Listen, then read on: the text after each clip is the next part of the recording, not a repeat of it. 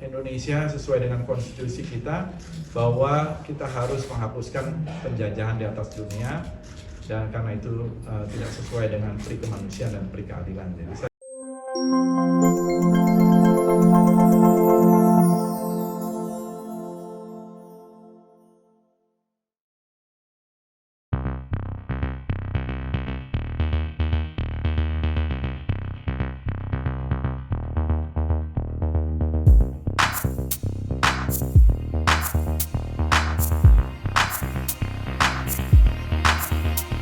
mendapatkan penjelasan yang cukup komprehensif dari Duta Besar Palestina tentang situasi dan kondisi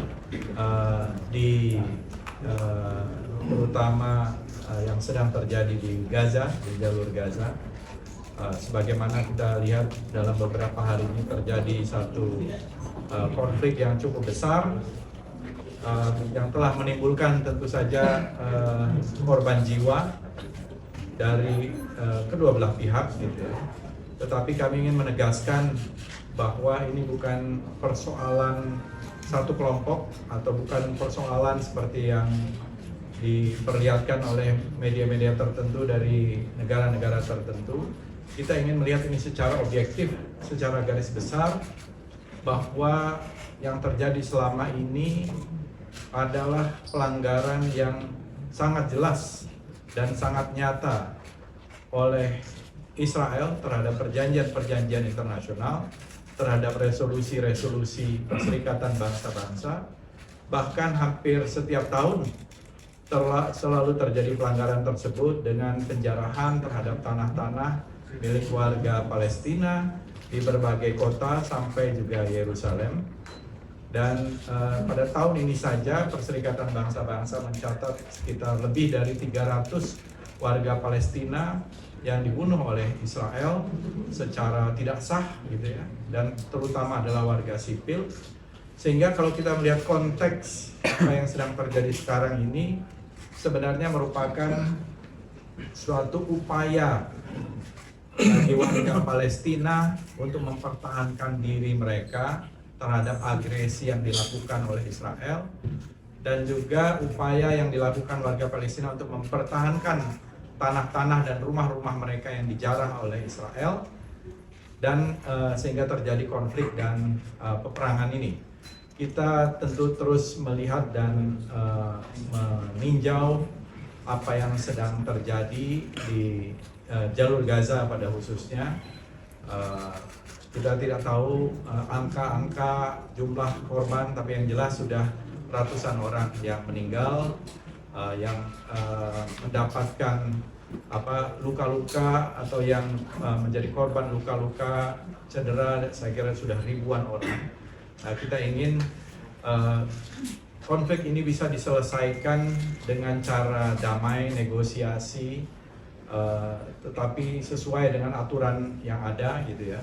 Karena selama ini justru pihak Israel lah yang selalu melakukan pelanggaran terhadap apa yang telah menjadi kesepakatan internasional termasuk resolusi PBB. Dan kalau kita lihat bagaimana Palestina dalam kurun waktu sejak tahun 1967 sampai sekarang, wilayah-wilayahnya semakin mengecil dan terjadi pendiaman oleh dunia internasional. Jadi ini kita ingin melihat, dan nanti Pak Duta Besar juga menyampaikan, kita tentu di Indonesia, saya kira masyarakat Indonesia, pemerintah dan juga parlemen selama ini juga selalu mendukung kemerdekaan dan kedaulatan Palestina, dan inilah adalah momentum yang tepat ya untuk mengembalikan pembicaraan kepada bagaimana pengakuan dunia internasional terhadap kedaulatan dan kemerdekaan rakyat Palestina. Saya kira ini mirip juga dengan kita dulu pada waktu kita dijajah oleh Belanda, terutama pada fase revolusi perang mempertahankan kemerdekaan. Ya, Belanda juga selalu menyatakan Indonesia cease to exist. Indonesia sudah tidak ada lagi, terutama tahun 48 ya. Tiba-tiba muncul serangan umum 1 Maret, ada pemerintah darurat Republik Indonesia dan lain-lain. Saya kira komitmen kita Indonesia sesuai dengan konstitusi kita bahwa kita harus menghapuskan penjajahan di atas dunia, dan karena itu tidak sesuai dengan pri kemanusiaan dan pri keadilan. Jadi saya kira ini adalah perintah konstitusi kita dan Indonesia konsisten di dalam membela Palestina. Please, Actually, in short, I can say that we have received today a very important and strong message from Indonesia supporting Palestinian just cause. As usual, this is not the first time. As always, Indonesia from the high level and everybody and even the public supporting and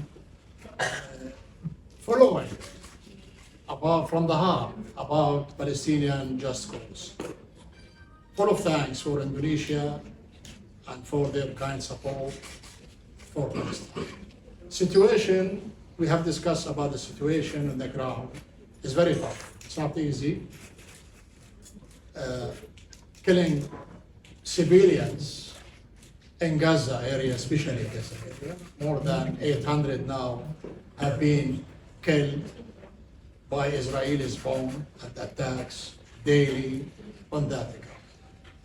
If anyone can ask why and why it's happening at this time, everybody knows that Israelis aggression, this is not the first time. Daily activities in Jerusalem, in all cities in West Bank, all settlers' activities against Palestinians, and destroying the houses, arresting the people in Palestine, surrounding Gaza, not giving any opportunity for any people to be living in proper, as everybody is living in this globe. That's why Palestinians are now go for that to block these activities and these actions which happens from Israel, looking for the freedom. We need the international community to go there and to see what's happening against children, against houses, against all women. Even your hospital in Gaza, Indonesian hospital, have been destroyed. One Indonesian had been killed before yesterday there, and who is working to help the people as a treatment activity, the humanitarian assistant. He had been killed. This is Israel. Hopefully that international community can deal with our issue as they are dealing in other parts of the world, like Ukraine. See European, what they are doing against Russia. America, but why Palestine? Why you are not the region trying to do something for solving this issue? Talking about two-state solution, and it has not been implemented, unfortunately. So this is the game. This is the game. Palestinians cannot raise their hand, cannot remain under the siege. They have to break it. And this is what happened. We are fighting, we are struggling, and we will continue fighting and struggling till we will be free. Independence. Jerusalem is our capital. So now, our president and our authorities, our diplomacy is following all over the world to stop the aggression. And we requested Indonesia also to follow and to do their efforts, which no doubt how to stop the aggression, how to do more and more for Palestine, especially at this time in the international field and other parts of OIC, ASEAN, or other organizations. Thank you.